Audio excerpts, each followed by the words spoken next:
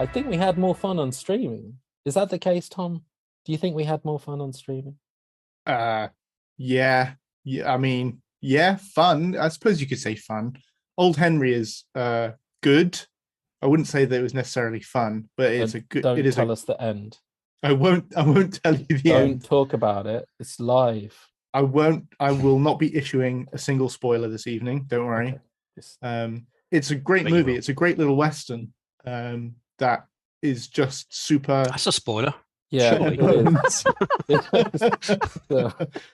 If you couldn't tell by looking at the little picture that's come up in the window next to us, there's a western, and it's a western version of A History of Violence, and that on its own is a great concept. Nice. But it gets better. The concept. I'm not going to spoil anything. It's a good movie. You should watch it. Does Tim Blake Nelson get naked? Did you talk about History of Violence then? That's Vigo, isn't it? Yeah. History of Violence. Is that right? Vigo? Yeah, that's right. I mean, I could talk about that, but I think it would bear no relevance. Yeah, I've heard it compared well to Unforgiven.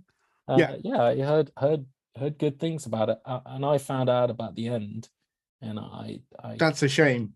I don't know when I can watch it because my memory stays for a long time. Does it end with the West being won? Possibly. The wagon gets painted red. I think he rides out of town and tells everybody that if they don't bury his friend, he's going to come back and he's going to kill their families and their dog. And yeah. No, it's super good. You guys should definitely go and watch it. Like Tim Blake Nelson in it does this really weird thing where the way that he shoots and the way that he stands when he shoots is absolutely insane. And I've never seen anything like it before. But you look at it and you kind of go, oh, actually, that's really cool. Like you'd think you look like a prat, but you don't. You look really awesome. So I've got to watch it. I do have to watch it. Practiced in the mirror, have I gave it a go. Yeah. No, I do. Pretty closed, I hope.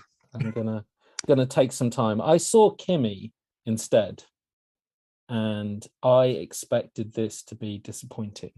It's called KIMI, in like capitalized, because I can't say her name because she'll wake up and start talking to me. But it's like those voice activated things that are in people's rooms. You mean Alexa? Thank you. And hey Google and Siri, yeah, all these things. So play the theme tune to Poddington Peas. Yeah, she can't hear you right now, but Bam. She would. But anyway, so it is these devices in people's houses, and it's about a company that monitor the recordings that she can't process, and maybe their slightly dubious handling of private information.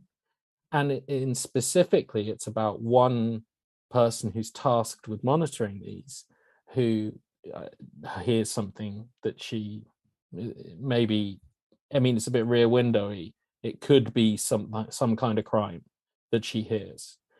And as a result of that, obviously it goes into massive conspiracy. You know, do we believe her? Is anyone going to believe her? How is she going to deal with this? But what's interesting is it's not only taking the relevance of these modern devices and whether or not they're listening to us right now. They are. And the companies and what they do with that information and all the rest of it. I mean, it takes that and it wraps it up in a post-COVID world, which is, it should all go wrong and be absolute nonsense. I mean, there have been a bunch of COVID movies. I think Michael Bay produced one called Lock-In. Songbird. There was Songbird. That's it. I didn't mind that. That's not selling me. And there's another one that was Chiwetel Ejiofor robbing someone during COVID. I mean, they were all distinctly average. And KIMI, it posits a post-COVID world with a girl who had some trauma before COVID, and then when COVID hit in, she just doubled down on agoraphobia, and it does not leave her apartment. So it's quite an interesting spin on. I mean, that must be a real issue for real people, and she does well in it. It's good. It's Zoe Kravitz, and she nails it. And I think, I mean, there's not all universal love for this film, but I think Soderbergh did well. It's well shot. It's got a proper Hitchcockian theme from Cliff Martinez. I think I'm going to throw that out there and get it wrong, and someone will slap me. But it's very no Oscar nod then. No Oscar nod. No, it's not that kind of thing. But it's 89 minutes. It's perfect. You're going to watch it and you're going to go, that was a good way to spend 89 minutes. I'd say the same of old Henry. Again, it was super tight, hour and a half movie. Makes a difference. Super, really does. Yeah. But I wonder, Kaz, is KIMI anywhere near as good as The Woman in the Window? Because surely not. Surely not. I found that movie to be garbage. Yeah, I think you'll find it is possibly better. Well, I may give it a watch then. Yes, you should, because I expected it to not be, and I really enjoyed it. Very, very good.